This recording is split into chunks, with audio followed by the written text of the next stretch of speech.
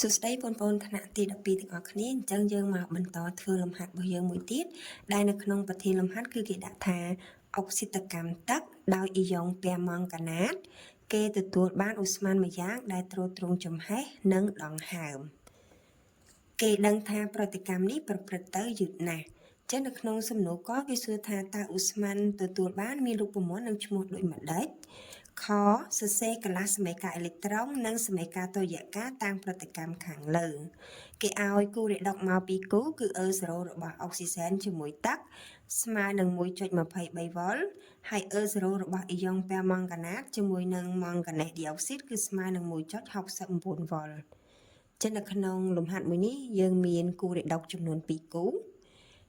ហើយប្រតិកម្មនឹងគឺយើងទទួលបានឧស្ម័នដែលទ្រទ្រង់ចំហេះហើយនឹងដង្ហើមអញ្ចឹងបងប្អូនដឹងហើយថាឧស្ម័នដែលទ្រទ្រង់ចំហេះនិងដង្ហើមគឺជាឧស្ម័នអុកស៊ីសែនដែលមាននិមិត្តសញ្ញា O2 ចឹងនៅក្នុងសំណួរកយើងដឹងហើយថាឧស្ម័ននឹងគឺជាឧស្ម័នអុកស៊ីសែនហើយមាននិមិត្តសញ្ញា O2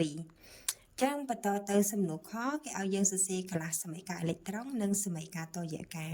ចឹងមុននឹងយើងធ្វើការសរសេរកន្លះសមីការក៏ដូចជាសមីការតុល្យការយើងត្រូវយកគូរេដុកដែលគេឲ្យមកនឹងដាក់នៅលើវិធានកាមាសិនដើម្បីយើងកំណត់ថាតើប្រតិកម្មនឹងប្រព្រឹត្តទៅក្នុងមជ្ឈដ្ឋានអាស៊ីតឬក៏មជ្ឈដ្ឋានបាស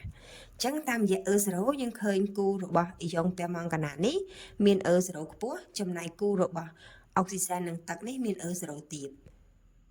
យើងធ្វើការយកគូទាំងពីរហ្នឹងទៅដាក់នៅលើវិធានកាមាសិននៅពេលដែលយើងដាក់ទៅយើងក៏លេចឃើញត្រង់កន្លែងរេដកខ្លាំងរបស់យើងនេះគឺជាទឹកអញ្ចឹងកន្លែងនេះបងប្អូនត្រូវចំណាំនៅពេលដែលយើងយកគូរេដកដាក់នៅលើកាមា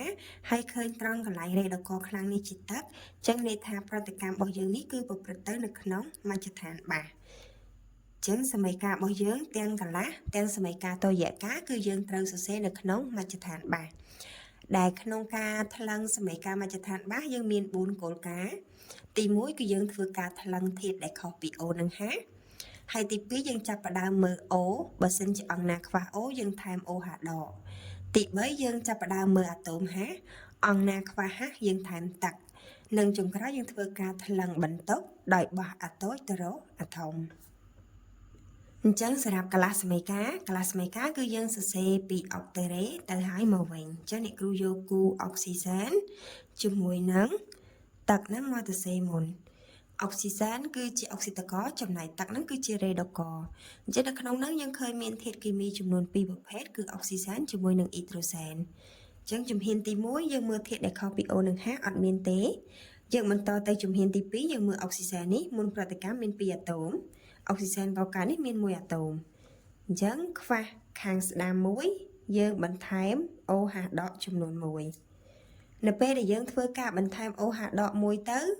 អុកស៊ីសែនហ្នឹងគឺមានចំនួន2ស្មើគ្នាហើយប៉ុន្តែអ្វីដែលលើសហ្នឹងគឺអ៊ីត្រូសែនកកើតយើងមាន3អាតូមចំណែកអ៊ីត្រូសែនមុនប្រតិកម្មអត់ទាន់មានទេអញ្ចឹងខ្វះអ៊ីត្រូសែនយើងថែមទឹកអញ្ចឹងនេះគឺធ្វើការថែម3ទឹកនៅពេលដែលយើងធ្វើការថែម3ទឹកទៅនេះអ៊ីត្រូសែនរបស់យើងវាឡើងដល់ទៅ6 3ពីរដង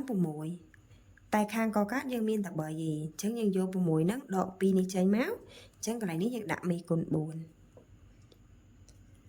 បន្តមកទៀតយើងមើលផ្នែកខាងឆ្វេងនិងផ្នែកខាងស្ដាំយើងឃើញមានវត្តមានទឹកអញ្ចឹងខាងឆ្វេងយើងមាន3ទឹកខាងស្ដាំយើងមាន1ទឹកអញ្ចឹងយើងធ្វើការសម្រួលទឹកបានយើងបានអូលើបូកជាមួយនឹង2ទឹកបង្កើតបានទៅជា4 OH ដកនៅពេលដែលធ្វើការសម្រួលហើយយើងផ្ទៀងផ្ទាត់អាតូមម្ដងទៀតសិនអញ្ចឹង O របស់យើង2បូកអានេះ2ទៀតវា4អញ្ចឹងកកើតនេះ4អ៊ីត្រូសែនរបស់យើងនេះ4ដែរហើយកកើត4អញ្ចឹងស្មើគ្នាហើយបន្តមកទៀតយើងមើលបន្ទុកមុនប្រតិកម្មនេះបន្ទុកស្មើ0កកើតបន្ទុករបស់យើងគឺដក4អញ្ចឹង0នឹងដក4គឺ0ធំជាងអញ្ចឹងបាន0ជាមួយដក4អញ្ចឹងយើងបញ្ជូនបន្ទុកតូចមករកបន្ទុកធំអញ្ចឹងយើងទទួលបាន4អេឡិចត្រូននេះសម្រាប់កន្លះសមីការនៃគូរេដុកទី1ចឹងសម្រាប់គូរេដុកទី2គឺយើងមាន Mn O4 ដកជាមួយនឹង Mn O2 ចឹងជំហានដំបូងគឺយើងធ្វើការមើលធាតុដែលខុសពី O និង H គឺ Mn មុនប្រតិកម្ម1 ចឹងកកើត1ស្មើគ្នាហើយជំហានបន្តយើងមើល O របស់យើងខាងប្រតិកោមាន4ខាងកកើតមាន2អញ្ចឹងខ្វះ O2 យើងបន្ថែម2 OH ដកបន្តមកទៀតយើងចាប់ផ្ដើមមើលអាតូមអ៊ីដ្រូសែនខាងកកើតយើងមាន2តែខាងប្រតិកោអត់ទាន់មានទេអញ្ចឹងខ្វះ H យើងថែមទឹកអញ្ចឹងអ្នកគ្រូធ្វើការបន្ថែម2ទឹកនៅពេលដែលយើងបន្ថែម2ទឹកទៅយើងត្រូវផ្ទៀងផ្ទាត់ម្ដងទៀត H របស់យើងឡើងដល់ទៅប៉ុន្មាន2ដង4តែ H កកើតយើងមានតែ2ទេអញ្ចឹងយើងបដូរមេគុណ2នេះចេញយើងដាក់មេគុណ4ចឹងពេលប្រឡងជាក់ស្ដែងបងអូនត្រូវធ្វើនៅក្នុងกระดาษព្រៀងសិនពីព្រោះថាការថ្លឹងនៅក្នុងមជ្ឈដ្ឋានបាសគឺវាពិបាកលៃលោកមេគុណជាងក្នុងមជ្ឈដ្ឋានអាស៊ីតអញ្ចឹងយើងត្រូវធ្វើព្រៀងនឹងกระดาษព្រៀងហើយចាំយើងច្រឡំចូលទៅក្នុងกระดาษចម្លើយរបស់យើងចឹងអ្នកគ្រូបន្តផ្ទៀងទៀតគឺ mn ស្មើហើយ O របស់យើង4បូកអានេះ2ទៀត6ចឹង O នេះ2បូកអានេះ4ទៀត6ចំណែក H របស់យើង2ដង4ក៏កើត4ចឹងចំនួនអាតូមរបស់យើងស្មើគ្នាអស់ហើយយើងចាប់ផ្ដើមគិតទៅលើបន្ទុករបស់យើងនេះកន្លែងនេះដក1ហើយត្រង់នេះដក4ចឹងដក1និងដក4គឺដក1ធំជាងយើងបោះដក4មកអង្គទី1ទៅជាបូក4ចឹងយើងនៅសល់3យើងធ្វើការបន្ថែម3អេឡិចត្រង់នេះសម្រាប់កន្លះសមីការនៃគូរដកទី2ចឹងនៅក្នុងមកសំណួរទៀតគឺយើងត្រូវយកវាទៅសរសេរនៅក្នុងវិធានកាមាដោយយើងសរសេរសមីការតុល្យការចឹងការសរសេរសមីការតុល្យការគឺយើងបានគូរដក2គូនេះ MnO4 ដកជាមួយ MnO ដឺ O ដឺជាមួយនឹងទឹកចឹងកន្លះសមីការទី1យើងធ្វើការសរសេរពីឆ្វេងទៅស្ដាំMnO4 ដកទៅ MnO2 ចឹងយើងអាចស្រង់សមីការដែលយើងសេពីកន្លះសមីការហ្នឹងមកដាក់បានចឹងយើងបាន2ទឹកបូកជាមួយនឹង3អេឡិចត្រង់ MnO2 បូកជាមួយនឹង4 OH ដកដល់ពេលកន្លះសមីការទី2ហ្នឹងគឺយើងសរសេរពីស្ដាំទៅឆ្វេងវិញគឺយើងសរសេរពីទឹកទៅ O ដឺចឹងកន្លែងនេះបើសិនជាបងប្អូនចង់ផ្ទៀងផ្ទាត់ម្ដងទៀតក៏បានដែរចឹងអត់មានធាតុដែលខុសពី O និង H ទេយើងមើល O បន្តមក O ខាងនេះមាន1 O ខាងកកើតមាន2អញ្ចឹងអ្នកគ្រូធ្វើការថែម OH ដកនៅខាងឆ្វេងចំនួន1បន្តមកទៀតយើងមើល H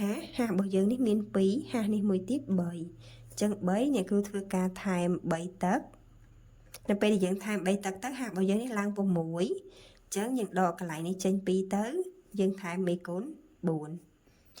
បន្តមកទៀតយើងធ្វើការស៊ីសងបន្ទុករបស់យើងទៅនេះដក4ខាងនេះ0អញ្ចឹងយើងបូក4អេឡិចត្រង់នៅខាងស្ដាំអញ្ចឹងត្រង់កន្លែងទៅនេះអ្នកគ្រូអត់ទាន់សម្រួលទឹកទេអ្នកគ្រូចាំសម្រួលវាសរុបចុងក្រោយបន្តមកទៀតយើងមើលខាងលើមានអេឡិចត្រង់3ខាងក្រោមមាន4អញ្ចឹងយើងយកអេឡិចត្រង់រួមគឺ12អញ្ចឹងអ្នកមាន3យើងគុណថែម4ហើយអ្នកមាន4យើងគុណថែម3បន្តមកយើងធ្វើការសម្រួលអេឡិចត្រង់ចោលហើយបន្តមកទៀតយើងមើលទឹករបស់យើងត្រង់កន្លែងនេះយើងបាន2ទឹក2 4ដង8ទឹកហើយបូកទឹកខាងក្រោមរបស់យើងនេះគឺ3ទឹកទៀតទាំងអស់វា11ទឹកអញ្ចឹង11ទឹកយើងសម្រួលជាមួយទឹកខាងស្ដាំនេះ9ទឹកអញ្ចឹងន័យថាទឹកខាងឆ្វេងនៅសល់2ទឹកចឹងធាតុគីមីដែលអត់ពាក់ព័ន្ធនឹងការសម្រួលគឺ MnO4 ដកយើងដាក់មកវិញមក4ដង MnO4 ដកបន្តមកទៀតយើងមើល OH ដក OH ដកនេះ4 4ដង16 OH ដកខាងប្រតិកោ4 3ដង12អញ្ចឹងន័យថាយើងសរុប OH ដកនេះបានមួយទៀតអញ្ចឹងយើងនៅសល់ខាងកកើតឲ្យផលទៅជា4 MnO2 បូកជាមួយនឹងមិញយើងត្រូវនៅសល់11ដក12នៅសល់4 OH ដកហើយបូកជាមួយនឹង3 O ដឺបន្តមកទៀតយើងមើលខាងឆ្វេងហើយនិងខាងស្ដាំរបស់យើងទាំងប្រតិកោនិងកកើតតើមានធាតុគីមីណាដែលដូចគ្នាដែលយើងអាចសម្រួលបានអត់អញ្ចឹងយើងក៏លេខមើលទៅគឺអស់ធាតុគីមីដែលយើងអាចសម្រួលបានហើយអញ្ចឹងបើសិនជាប្អូនមិនទុកចិត្តឬក៏គិតថាសមីការនឹងមានបញ្ហាយើងអាចធ្វើការផ្ទៀងផ្ទាត់វាម្ដងទៀតដោយយើងផ្ទៀងផ្ទាត់ចំនួនអាតូមខាងប្រតិកោនិងចំនួនអាតូមខាងកកើតនឹងធ្វើការផ្ទៀងផ្ទាត់បន្ទុកបើសិនជាវាស្មើគ្នាមានន័យថាសមីការរបស់យើងនឹងគឺត្រឹមត្រូវហើយអញ្ចឹងយើងមើល MN នេះមាន4អញ្ចឹងកកើតមាន4 O របស់យើង4 4ដង16 16បូក2ទៀត18អញ្ ចឹង4 ពីរដង 8 8 បូក 4 12 12 បូក 6 ទៀត 18 បន្ទាប់មកយើងមើលអ៊ីដ្រូសែន 2 ពីរដង 4 ចឹងអ៊ីដ្រូសែនក៏កើតនេះក៏4ដែររួចហើយយើងស៊ីសងបន្ទុក4គុណនឹងដកចឹងយើងបានដក4ចំណែកទឹករបស់យើងនេះអត់មានអីទេនេះ0អានេះ0ចានេះដក4ដែរចឹងដក4ស្មើដក4មានន័យថាសមីការរបស់យើងនេះគឺត្រឹមត្រូវហើយ